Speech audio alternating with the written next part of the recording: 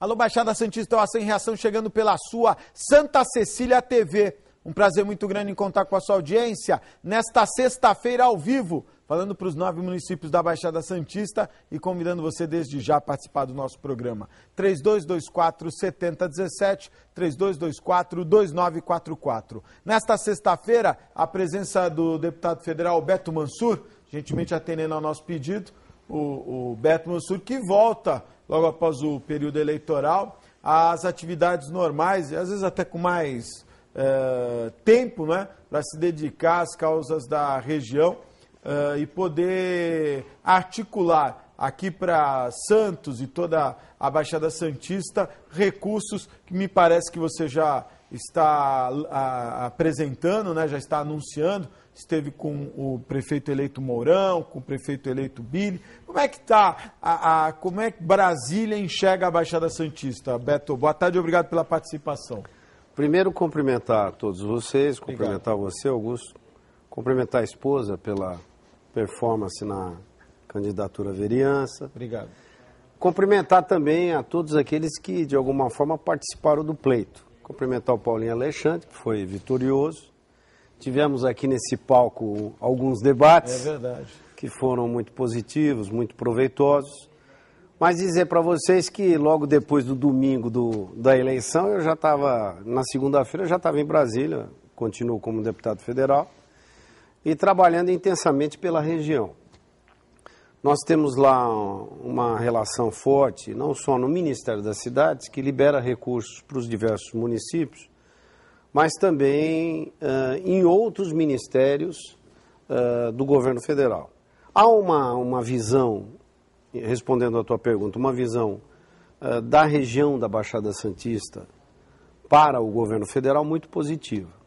Eu só acho que a gente precisa trabalhar e os prefeitos precisam se unir no sentido de que a gente seja rápido para buscar os recursos, apresente também projetos com bastante rapidez, e utilize os recursos que a gente destina para as prefeituras em benefício da própria sociedade.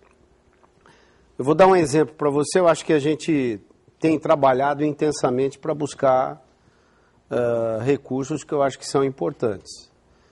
Você tem, por exemplo, recursos na área da saúde. A gente conseguiu agora, já entrou R$1 milhão na conta da Prefeitura de Santos para a compra de equipamentos para o Hospital dos Estivadores, em que a Prefeitura acabou comprando o hospital e precisa, logicamente, abrir e atender a população.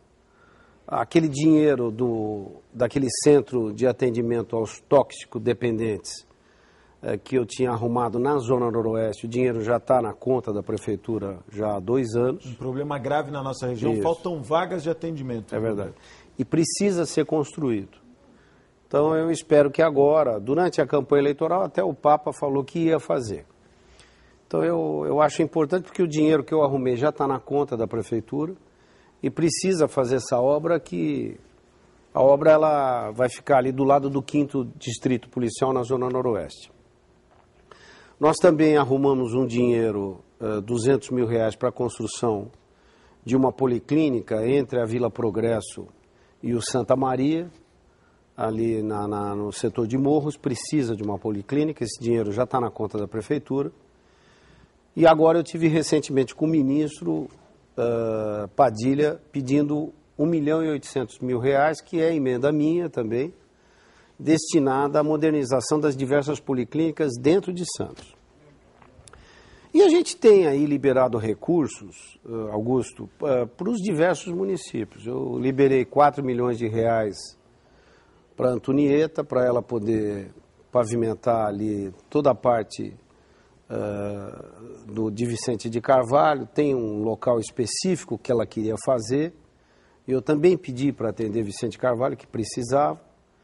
Arrumamos dinheiro para Praia Grande, aquela parte toda da pavimentação do centro de São Vicente foi verba minha também conseguida. Então eu acho que a gente tem que fazer esse trabalho intenso de busca de investimento. Lógico que nós temos aí uma série de demandas grandes, diria para você. Você vai ficar dividido agora entre ajudar Santos, que é uma cidade que você comercialmente se formou, vamos dizer assim, politicamente, não é? E as suas empresas estavam em Santos, e politicamente você começou em Santos, mas na verdade você é calunga, né? Você é vicentino, nasceu em São Vicente, e o PP assume agora, a partir de 2013, a administração da cidade de São Vicente. A sua família é tradicionalmente da cidade de São Vicente, vai ficar dividido emocionalmente? Não, eu sou uma pessoa... quesito de recursos, né? Eu sou uma pessoa que tem uma relação com São Vicente muito forte. Até porque a nossa emissora está lá há 60 anos, né? Lá no Jockey Club.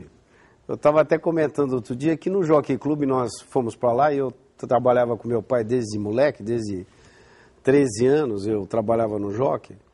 Era uma região que não tinha nada, né? Tinha muito mangue. Você tinha ali ainda o Jockey Club, mas estava iniciando. E você tem a torre da rádio. Na verdade, a cidade, ela cresceu. Em volta da torre. Isso, em volta da torre e em volta do Jockey Club, né? É verdade. Ela se expandiu muito.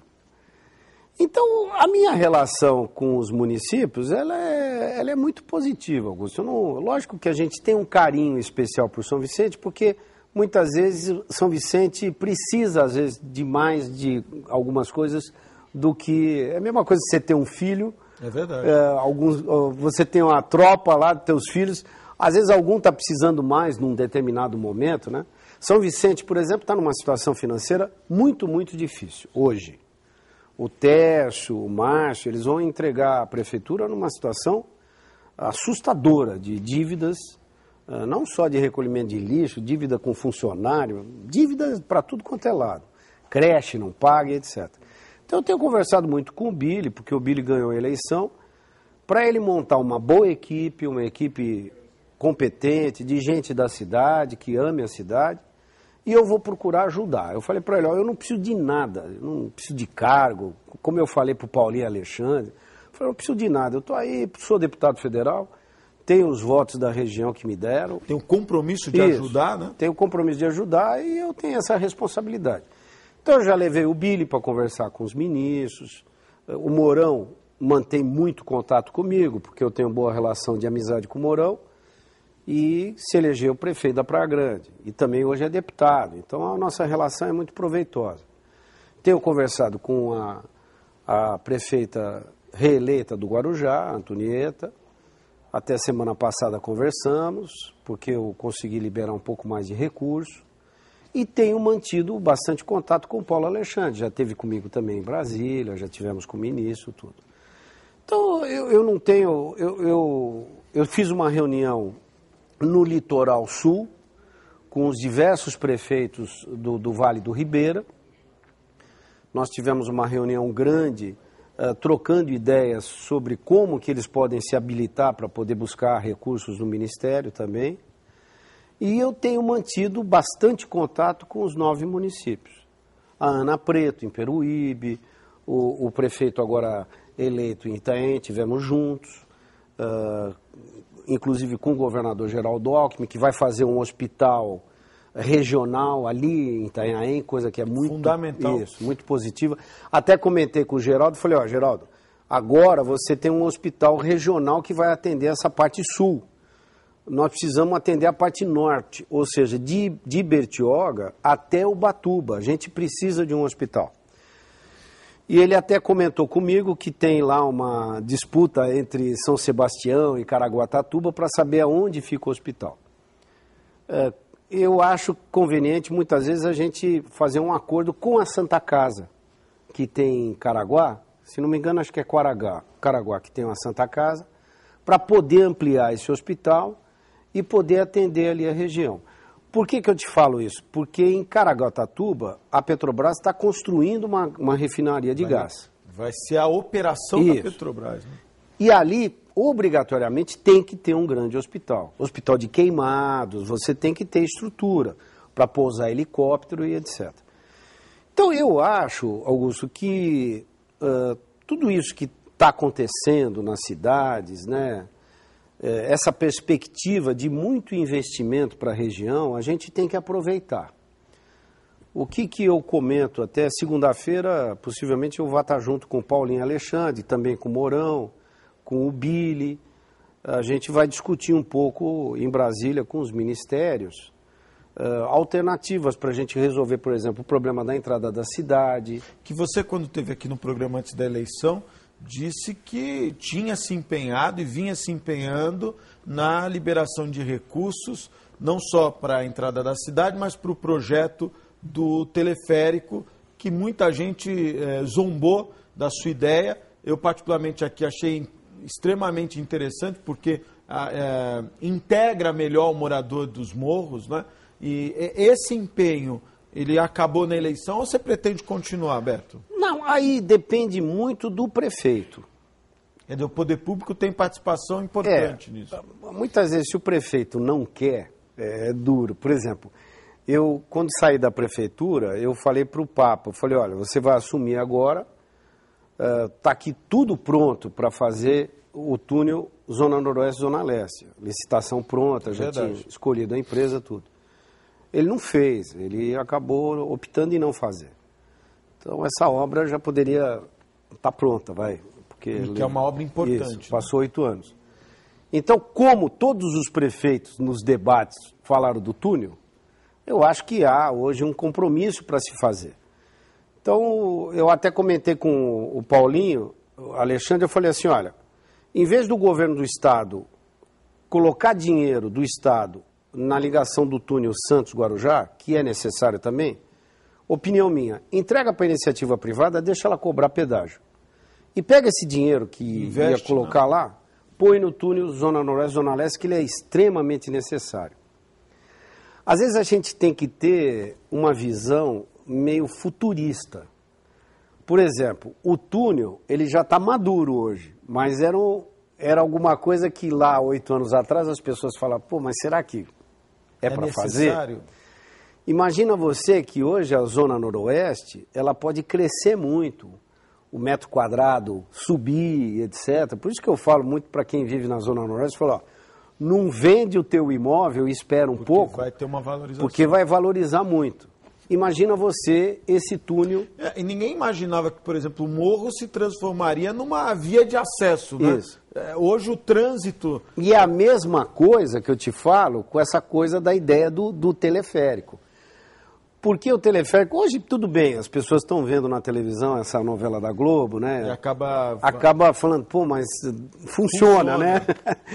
Então, é uma coisa que... Pode ser que não seja para esse ano e tal, mas já tem projeto. Eu conversei com o Papa, ele entrou com a proposta para a gente começar a estudar, mas é algo que vai valorizar muito também os terrenos nos morros da cidade. Além de, logicamente, do fundamental de facilitar o acesso das pessoas. Mas são coisas que eu acho que a gente tem que ter essa visão, porque... Eu sempre brinco com isso um pouco. O túnel que sai ali da Valdemar Leão, ali na Santa Casa, e vai em direção ali à Cadeia Velha, né, ao centro da cidade, quando o Rubens Ferreira Martins quis fazer, que era um prefeito, cujo túnel levou o nome dele, e queriam até prendê-lo na época.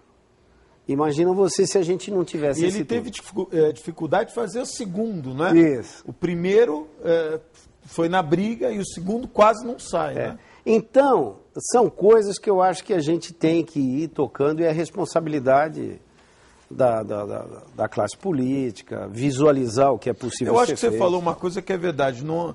Quando você fala da visão futurista, não adianta a gente ter um prefeito só gerente, né? Só síndico ou só zelador da cidade, porque isso, a própria máquina, de certa maneira, tem profissionais para anda manter. Sozinho. Anda sozinha. Acho que a visão ontem...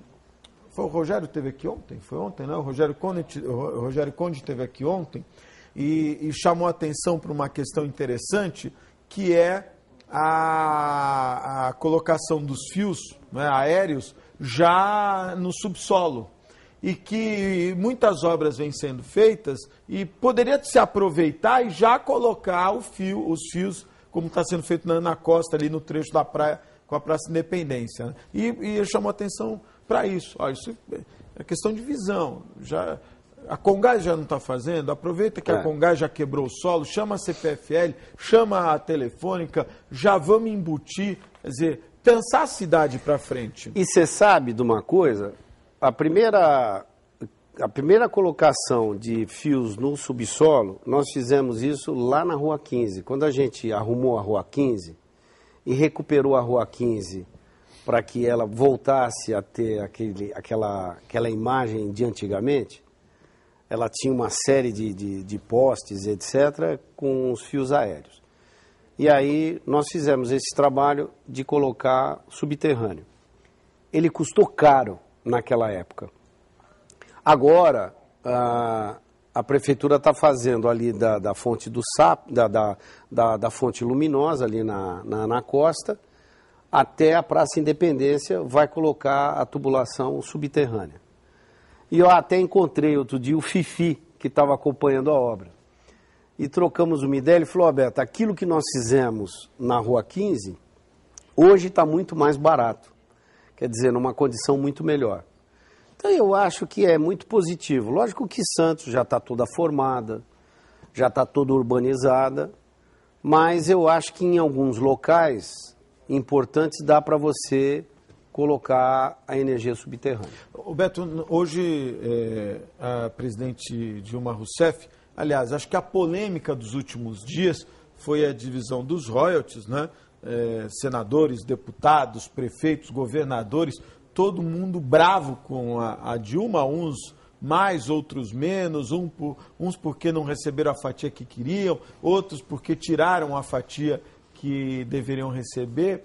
E o telespectador, eu até vi um senador fazer um comentário que me chamou a atenção, dizendo o seguinte, que o petróleo, não é, que está em profundidades, nas grandes profundidades, que aquilo é um patrimônio da União. Sim. E que deveria haver uma divisão igual para todos os estados. Mas a questão mais importante são os impactos sociais e ambientais que cada região vai ter de acordo com a proximidade, não é? Nós tivemos lá no Golfo do México problemas, não é?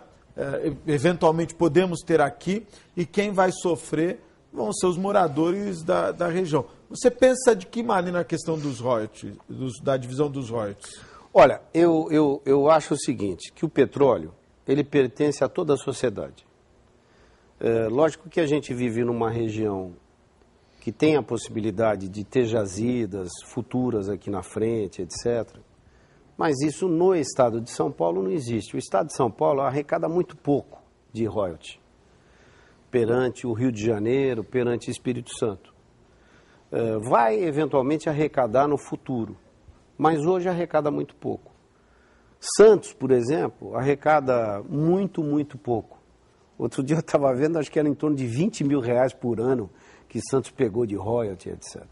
A cidade na nossa região que mais arrecada é Bertioga, porque você tem a passagem de uma tubulação por dentro da cidade de Bertioga, que sobe para um outro município na região metropolitana de São Paulo, e que ela acaba recebendo royalties sobre isso. Eu defendo o seguinte, defendi e votei com uma proposta que foi apresentada pelo deputado Zaratini, que era uma alternativa ao que veio do Senado. Nós perdemos essa votação. Você teve uma concentração grande de votos do Rio de Janeiro, do Espírito Santo e de São Paulo nessa proposta, que diria para você seria menos ruim do que foi eventualmente uma proposta para o Rio, da maneira como foi aprovada no Senado. Mas ficou a proposta aprovada, aquela que saiu do Senado Federal. Eu particularmente, eu não sou muito contra aquilo, não. Eu acho que você tem que entender o seguinte, o petróleo, teoricamente, é do povo brasileiro. O que o Rio fez de passeatas, etc., precisava perguntar para os cariocas, que são pessoas que eu adoro, tenho uma relação muito forte com o Rio e tal, mas perguntar o seguinte, quando a Petrobras vai furar um poço numa área muito profunda, 6 mil metros, etc., ela gasta uma fortuna. Se ela achou petróleo, muito bem, o Rio agradece e cobra royalty. Mas se ela gastou e não achou petróleo, essa despesa dela é dividida por todos os brasileiros. Então isso está errado, entendeu? Eu acho que se a Petrobras ela tem uma estrutura societária na qual pertence ao governo federal e, consequentemente, pertence a todos nós, todos os brasileiros, com mar ou sem mar, gente que vive no Amazonas, gente que vive no Mato Grosso, todos nós contribuímos ou com o lucro ou com o prejuízo da Petrobras. Então, eu sinto o seguinte, você tem determinados estados que precisam sim receber um plus pela questão ambiental que envolve, pela questão de impacto, por exemplo, vamos social, dizer, não é? O impacto social de Santos. Agora, a gente, de alguma forma, também teve um respaldo em cima disso positivo, por ter aí a bacia de Santos, etc. O que eu defendo é que você possa ter alguma coisa que não seja igual ao que está acontecendo hoje no Rio de Janeiro. Se você pegar, por exemplo, a cidade de Campos de Goytacazes, ela arrecada uma enormidade de recursos, fazendo uma comparação com outros municípios que não arrecadam nada. A gente precisa, na verdade, achar um meio termo. Eu espero aí que a Dilma, ela possivelmente não vete esse projeto, que eu acho que não ficou tão ruim assim para a sociedade brasileira, não. Eu concordo com você. Primeiro, eu tenho uma certa restrição, não é? Eu diria que não sou tão otimista quanto a utilização das riquezas, do petróleo no pré-sal. Aspectos econômicos que a gente lê, eu não sou especialista, mas que a gente acompanha, do comparativo de preço. Quando que o pré-sal passa a valer a pena, não é? Acima, o barril de petróleo tem que estar valendo acima de $100, mais do que $100. Aí passa a ser. Segundo, o investimento que você acabou de citar, que não é baixo, precisa se criar toda uma característica. Então, na verdade, acho que a palavra adequada é reserva técnica, né? Olha, nós temos aqui uma reserva adequada, como os americanos estão desenvolvendo o xisto como combustão. Então, na verdade, eu fico um pouco preocupado porque os impactos sociais e econômicos do pré-sal nós já estamos sentindo há mais de 2, 3 anos. Mas, economicamente, nós não recebemos ainda o retorno. Você está me dando um número, R$20 mil, a prefeitura recebe R$20 mil. E o que já não impactou, não é? Então, o impacto social, às vezes, você não consegue identificar, né?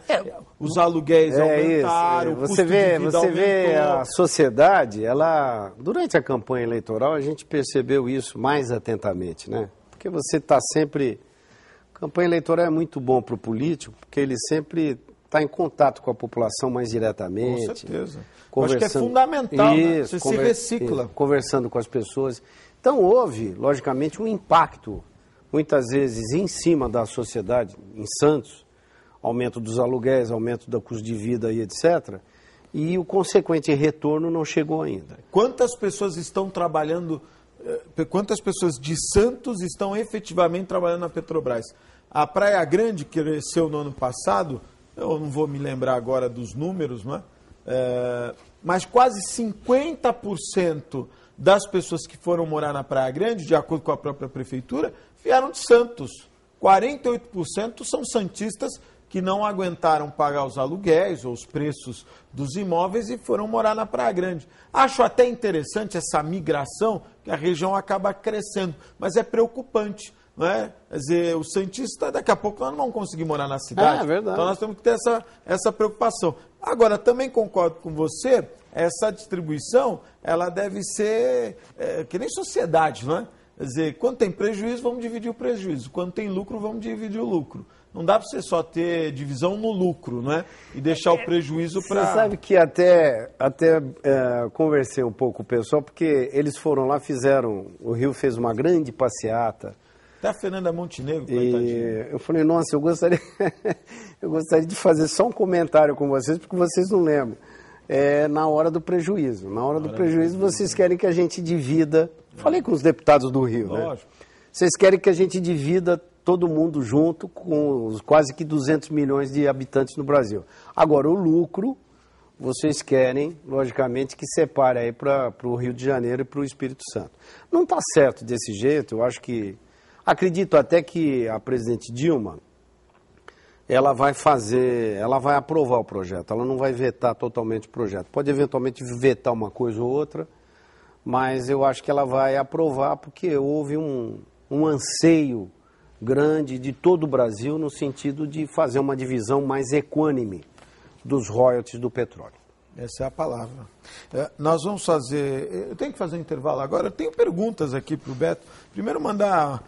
Quem está mandando um abraço para você, o Filete, o Eduardo Filete na Aparecida. Está mandando um abraço para você, viu, Beto? Mandar um abraço para o Eduardo Filete. Ele quer saber o que você acha do túnel ligando a Zona Leste à Zona Noroeste. E parabéns pelas obras feitas na cidade. Eduardo Filete, Beto. Quer comentar, o Eduardo? É o médico da minha cachorrinha. Esse Filete é terrível, viu? Você sabe que eu ainda não tenho netos, né? Eu tô aí louco para ter um neto, mas os filhos deram uma cachorrinha para a Elídia. E é muito bom você conviver com animais, né? Eu até, durante o pleito, a campanha, eu fiz uma proposta de construir aqui um pronto-socorro. Está faltando. Municipal de animais. Depois o Paulinho, até durante o programa eleitoral, ele abraçou a ideia. E eu acho muito bom. Até conversei com ele sobre isso. Ele vai montar, vai fazer uma estrutura ali com a zoonose, parceria já com a zoonose, porque o município tem uma bela estrutura, para a gente poder atender os animais, principalmente daquelas pessoas que não têm condições de pagar uma intervenção. Uma intervenção e etc. E você sabe, Augusto, que São Paulo, pela estrutura que tem, né, a cidade de São Paulo, acabou montando um hospital de animais. Nossa, lotou rapidamente o hospital e já querem construir mais. Então, eu acho que a vida não é porque são animais racionais ou irracionais. A vida é de todos nós. Eu acho que o ser que está vivo, ele tem que ser ajudado, tem que ser preservado, tem que ser cuidado. Então, eu acho muito positivo isso. Muito bom. Tem um outro telespectador. Olha, vamos fazer um intervalo. Eu vou fazer um breve intervalo, é muito rápido. Fique aí, eu volto já.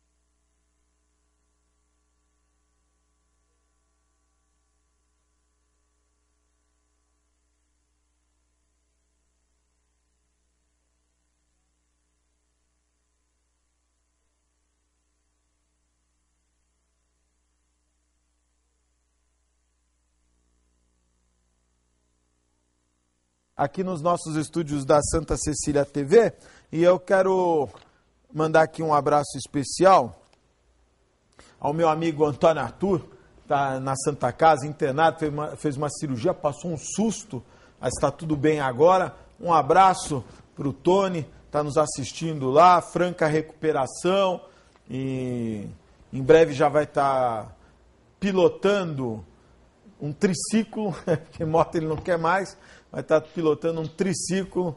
Um abraço para o Tony. Caiu de moto? Olha, o tombo do Tony não dá para entrar nas estatísticas, porque ele estava parado.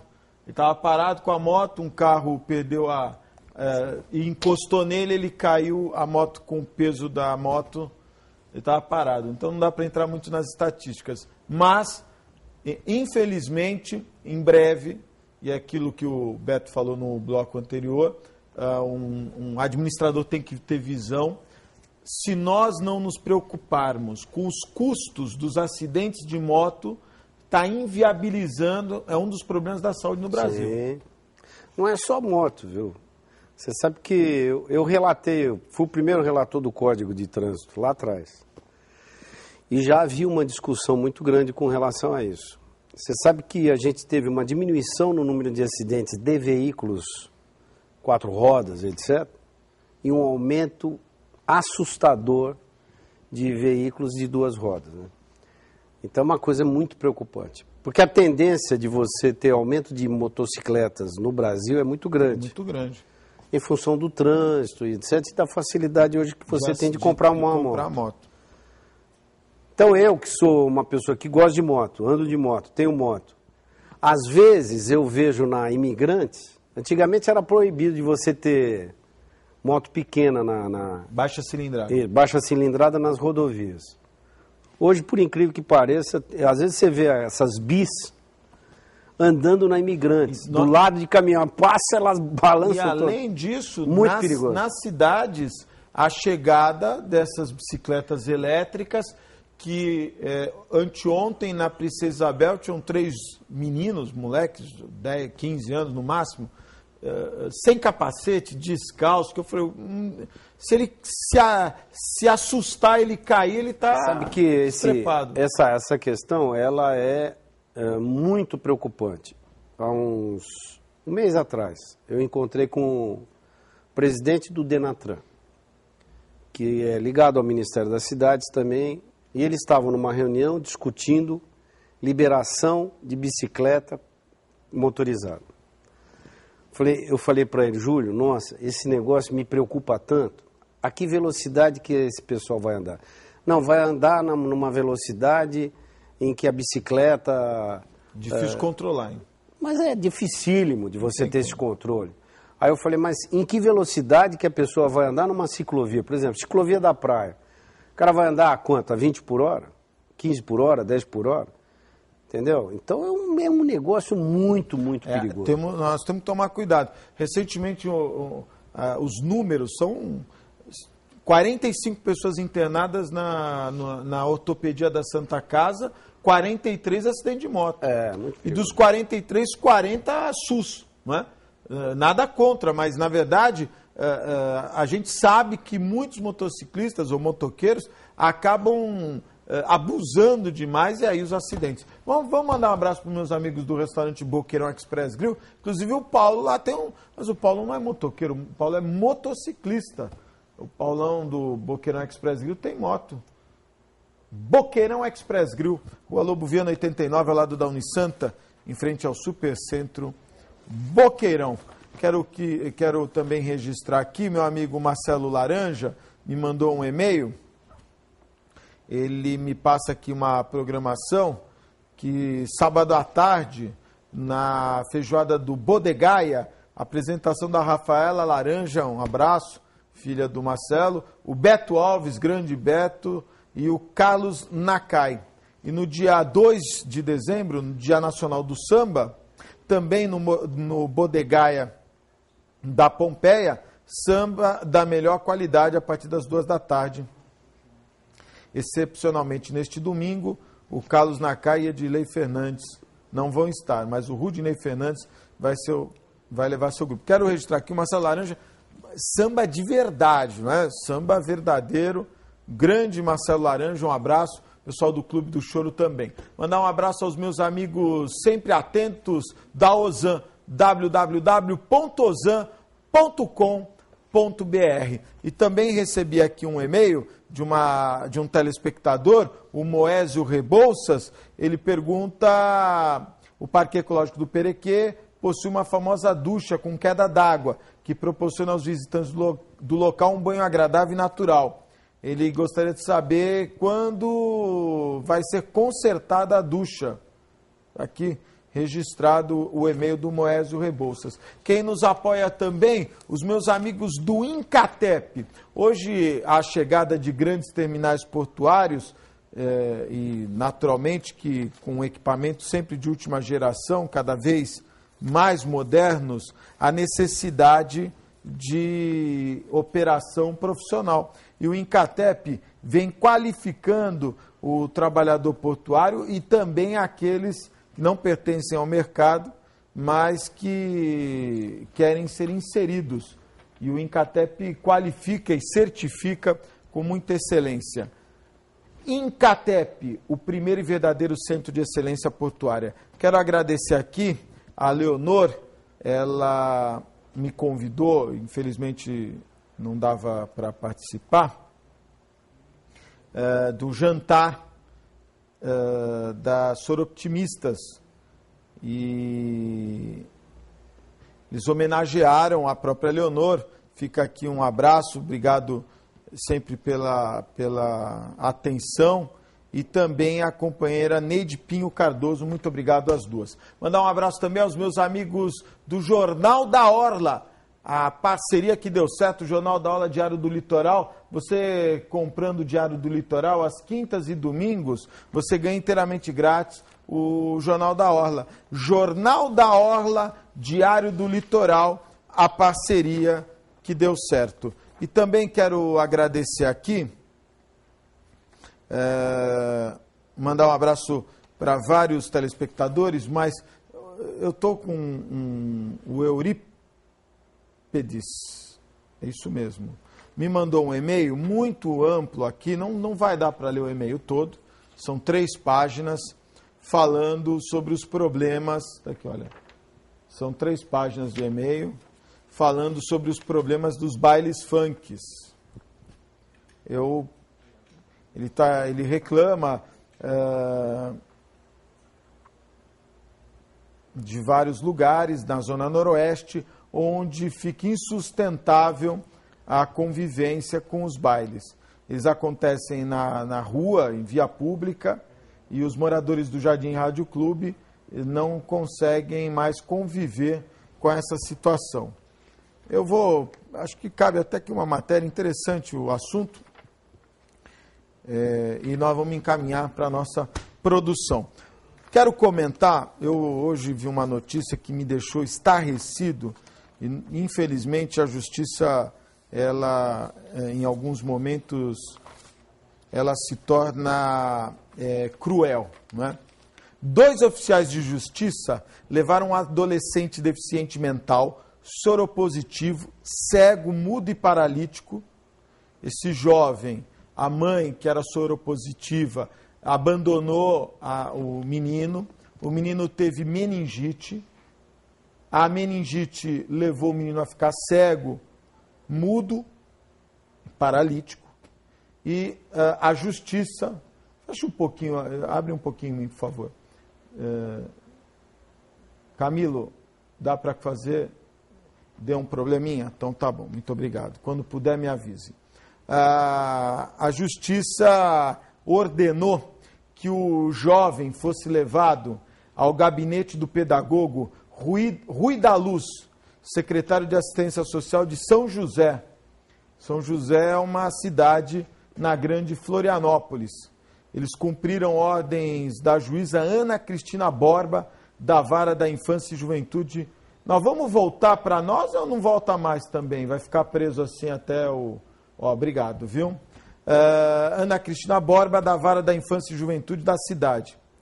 Os oficiais, de acordo com o site de informações UOL, Os oficiais largaram o garoto no tapete do escritório do secretário, exigiram um recibo e foram embora. O caso aconteceu no dia 19, uma segunda-feira, mas só foi conhecido ontem, depois que uma denúncia anônima chegou aos jornais, revelando que o garoto foi despejado do abrigo onde passou toda a sua vida. O secretário, ontem, conseguiu transferir para uma clínica privada em Camboriú, assumindo o custo de R$4.000, que quem vai pagar é a Prefeitura de São José. Diz o secretário que ficou sem ação, porque eles não sabiam e nunca foram informados de qualquer problema com o garoto nesses 17 anos que ele viveu no abrigo.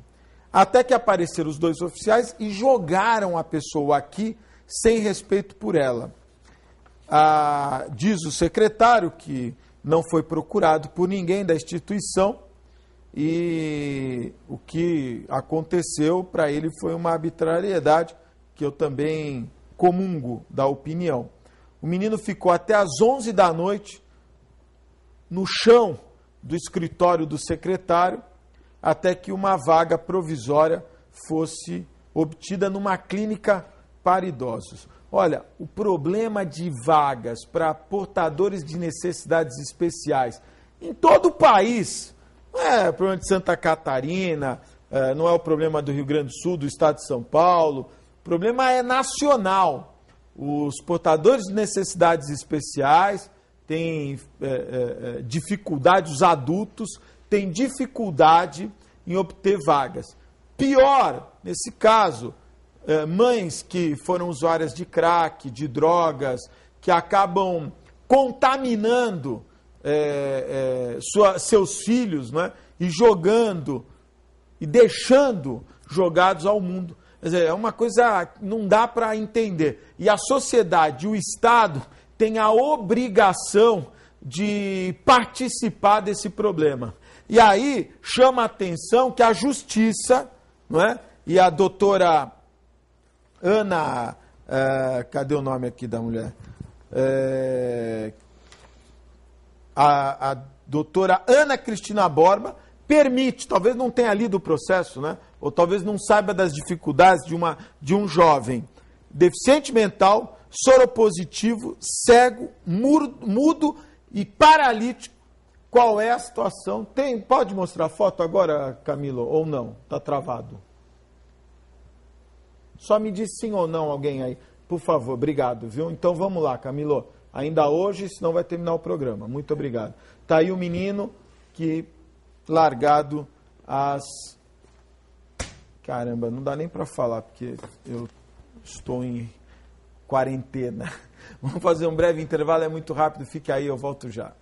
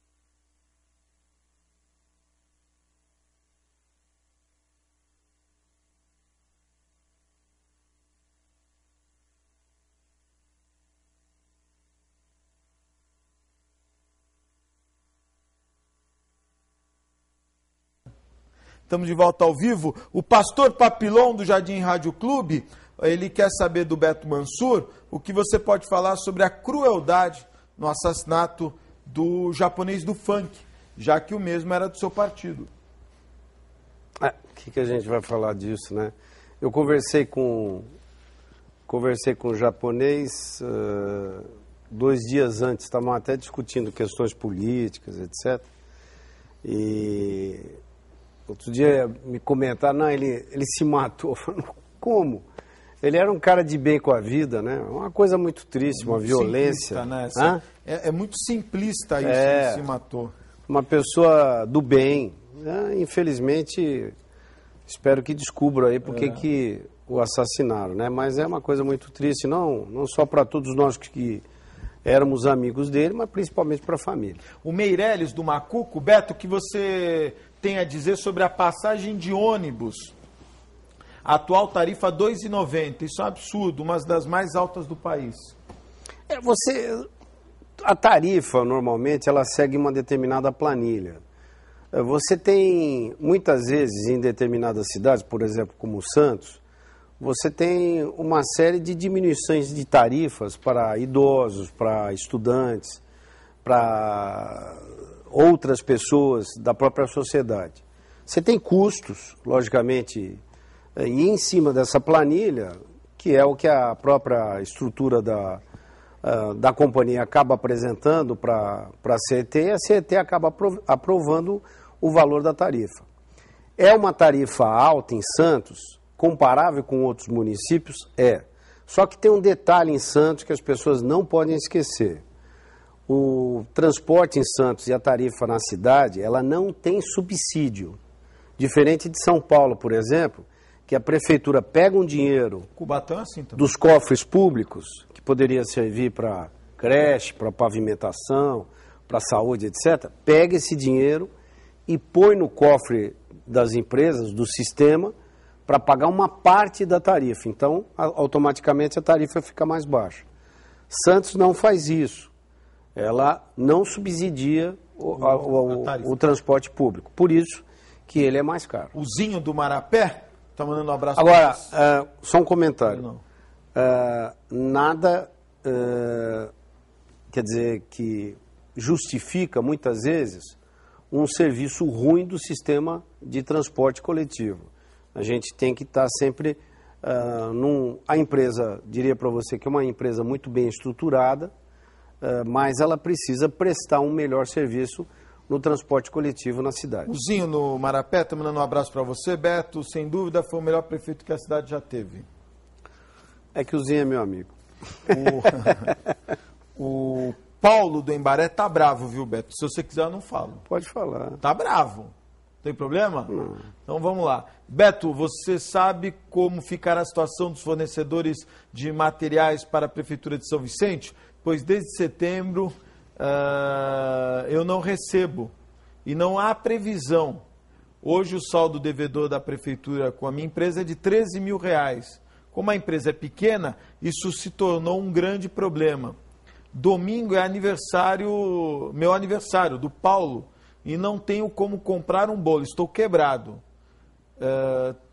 Você acha que o Billy vai ter alguma previsão para pagar as dívidas? Olha, o Billy, ele tem muito boa vontade para poder resolver os problemas da Prefeitura de São Vicente. Agora, eu tenho conversado bastante com ele, tenho acompanhado no noticiário de rádio, televisão, jornal, etc., o problema grave da Prefeitura de São Vicente, que é uma coisa que também me preocupa. Não é só com você, Paulo. A Prefeitura, ela, pelas informações, deve em torno de R$30 milhões só para coleta de lixo. Deve 4 meses já para determinados setores de atividade dentro da estrutura da Prefeitura. Estava conversando com uma funcionária da área de saúde, há 4 meses que ela não recebe. Então, não atende às creches. Então, você tem hoje uma situação dentro de São Vicente muito, muito ruim perante a sua situação financeira. Não é uma cidade que tem uma grande arrecadação, ela tem uma série de demandas, mas ela não tem uma arrecadação enorme. E também vem sendo feitas barbaridades ao longo dos últimos anos que nos assustam. Eu que já fui prefeito, etc. Então, na verdade, o que a gente percebe é que quem está administrando a cidade hoje vai acabar deixando as finanças da Prefeitura de São Vicente numa situação muito, muito difícil. O Zé Marques... O Billy vai ter que trabalhar muito para poder pagar as contas. Só que eu não sei se, especificamente no caso do Paulo, eu acho até que no próximo aniversário ele vai estar mais tranquilo. Nesse não. O Zé Marques, da Vila Cascatinha, ele diz assim: Beto, você devia assumir a coordenação dos transportes na Baixada. Existe um erro em não considerar um eixo matriz de transporte, não considerar São Vicente um eixo matriz de transporte da Baixada. Você tem uma demanda regional. O governo do estado está aí, inclusive segunda-feira a gente deve estar junto, porque o governo vai pleitear do governo federal, mais especificamente no Ministério das Cidades, verbas para o VLT. A gente precisa, na verdade, trabalhar muito com o transporte coletivo, porque a grande alternativa para a nossa região é transporte de massa. A gente precisa tirar os carros, até porque a região tem uma renda per capita, por exemplo, Santos tem uma renda per capita mais alta, acaba comprando muito carro. E você tem um problema caótico no trânsito da cidade. Não só Santos, mas de todas as cidades. A gente precisa investir no transporte coletivo e é exatamente esse trabalho que a gente está procurando fazer. Olha, o gaúcho, não sei se você vai conseguir falar em 2 minutos, o gaúcho do Marapé, qual a melhor forma de combater a violência e melhorar a segurança pública na nossa região, Beto? Tendo equipe competente tanto na Polícia Militar, Civil, ou seja, ter comando. A Polícia Militar Civil sabe onde está a bandidagem.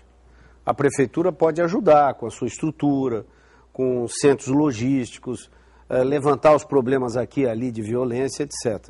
Mas quem comanda o combate à violência é eminentemente Polícia Militar, Polícia Civil. Eu espero que o novo secretário de Segurança, eventualmente, se tiver que mexer nas peças, mexa muito bem. Já trocou os comandos, né? Para que você possa ter no comando gente que saiba onde está a bandidagem e vá buscar dar mais segurança às pessoas. Eu só discordo de você num aspecto. Eu tive essa semana com policiais civis, né, os policiais civis investigadores, e hoje eles estão desmotivados, né? Precisa haver não adianta trocar o comando.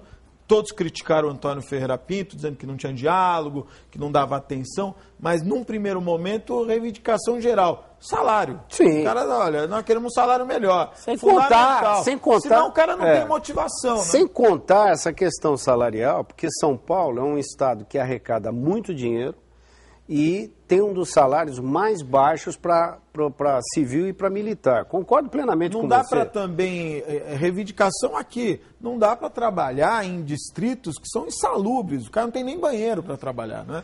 Inclusive, então, eu defendo que a gente se aprofunde. Não tem verba em Brasília para isso? Não é em Brasília. Tem que sair do governo do Estado. Tem que sair dos cofres do governo do Estado. O governo federal não tinha um plano de segurança? Ele pode até ter o plano de segurança, mas não é ele que determina um aumento salarial. Não estou dizendo de aumento salarial. Lógico que isso sai dos cofres do governo. Mas investimento em distritos. Por exemplo, o 5º distrito está em dificuldade, o 4º distrito é uma casa caindo aos pedaços, a delegacia de trânsito é uma casa caindo aos pedaços. Tem dinheiro, os ministérios têm dinheiro para segurança? O Ministério da Justiça, você tem uma parte do Ministério das Cidades que pode destinar recursos para determinadas infraestruturas.